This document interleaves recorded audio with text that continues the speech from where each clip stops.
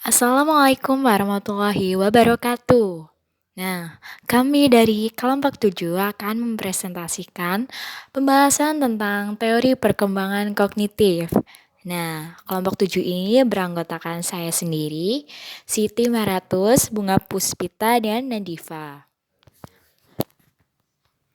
Nah, biar teman-teman langsung tahu tentang pembahasan kali ini, kita langsung saja lanjut ke slide selanjutnya ya.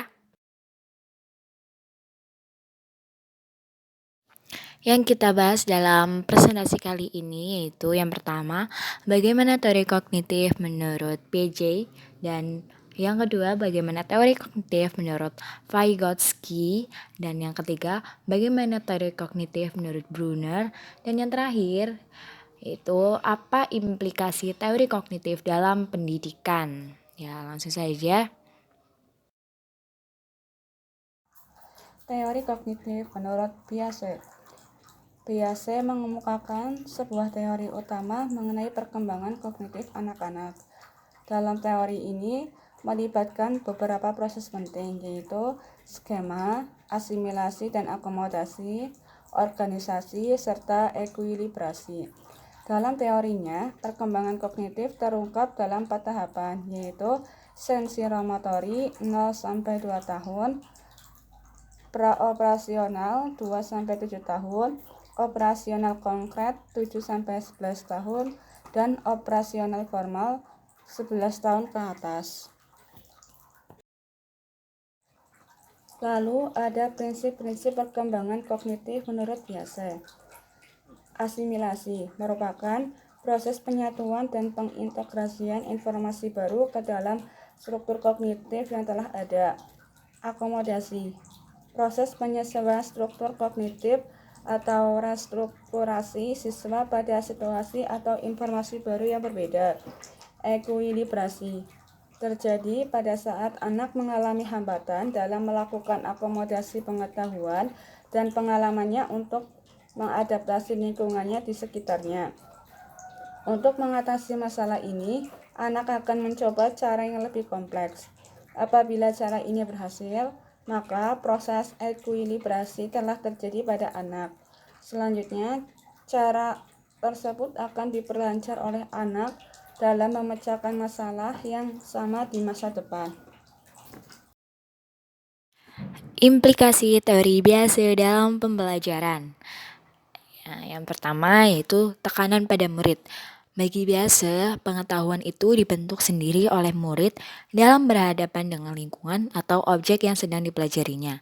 Jadi di sini tekanan lebih pada murid yang lebih aktif dan bukan guru yang selalu aktif. Kemudian poin yang B yaitu metode belajar. Teori pengetahuan biasa menekankan pentingnya kegiatan seorang murid yang aktif dalam mengkonstruksi pengetahuan. Hanya dengan keaktifannya mengelola bahan, bertanya secara aktif, dan mencerna bahan dengan kritis, murid akan dapat menguasai bahan dengan lebih baik. Dan yang poin C itu peranan guru. Peranan guru di sini adalah lebih sebagai mentor atau fasilitator dan bukan pentransfer ilmu pengetahuan. Dan poin yang keempat atau yang terakhir itu model kelas. Biasa sebenarnya lebih menekankan bentuk kelas yang personal. Membahas teori kognitif menurut Vygotsky. Vygotsky mengemukakan sebuah teori penting lainnya mengenai perkembangan kognitif. Pandangan Vygotsky menekankan bahwa keterampilan kognitif harus diinterpretasikan berdasarkan perkembangan, dijembatani oleh bahasa, serta berkaitan dengan hubungan sosial dan budaya. Zona perkembangan proksimal atau disingkat dengan ZPD adalah istilah yang dipakai oleh Vygotsky untuk kisaran tugas yang sulit untuk dikuasai oleh anak secara mandiri, tapi dapat dipelajari dengan bimbingan dan bantuan orang dewasa dan anak yang lebih terampil. Scaffolding dan dialog adalah konsep penting dalam teori Vygotsky. Ia juga meyakini bahwa bahasa memainkan peran penting dalam mengarahkan kognisi. Teori kognitif menurut Brunner. Menurut Brunner, untuk mengembangkan kognitif siswa perlu proses transformasi informasi yang benar secara bertahap. Adapun tahapan-tahapan tersebut menurutnya ada 3, yaitu yang pertama ada perolehan informasi, yaitu tahap permulaan, di mana informasi diterima dari luar. Informasi secara sederhana diartikan adalah sebagai ilmu pengetahuan. Yang kedua ada pengolahan informasi, yaitu penyesuaian informasi-informasi yang telah diperoleh berupa pengklasifikasian secara objektif. Yang ketiga ada checking atau mengadakan tes kecukupan atau kebenaran terhadap informasi yang telah diolahnya tersebut.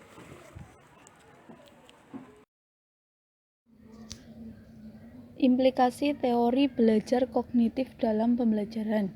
Yang pertama yaitu mendorong siswa untuk berpikir tentang materi pelajaran dengan cara yang akan membantu mereka mengingatnya. Yang kedua yaitu membantu siswa mengidentifikasi hal-hal yang paling penting bagi mereka untuk dipelajari. Yang ketiga, memberikan pengalaman yang akan membantu siswa memahami topik-topik yang mereka pelajari. Yang keempat, yaitu mengaitkan ide-ide baru dengan hal-hal yang telah diketahui dan diyakini siswa tentang dunia. Yang kelima, yaitu mempertimbangkan kelebihan dan keterbatasan dalam kemampuan pemrosesan kognitif siswa pada tingkat usia yang berbeda. Dan yang terakhir, yaitu merencanakan kegiatan-kegiatan kelas yang membuat siswa secara aktif berpikir dan menggunakan mata pelajaran di kelas. Sekian, terima kasih dari kelompok 7. Semoga bermanfaat. Wassalamualaikum warahmatullahi wabarakatuh.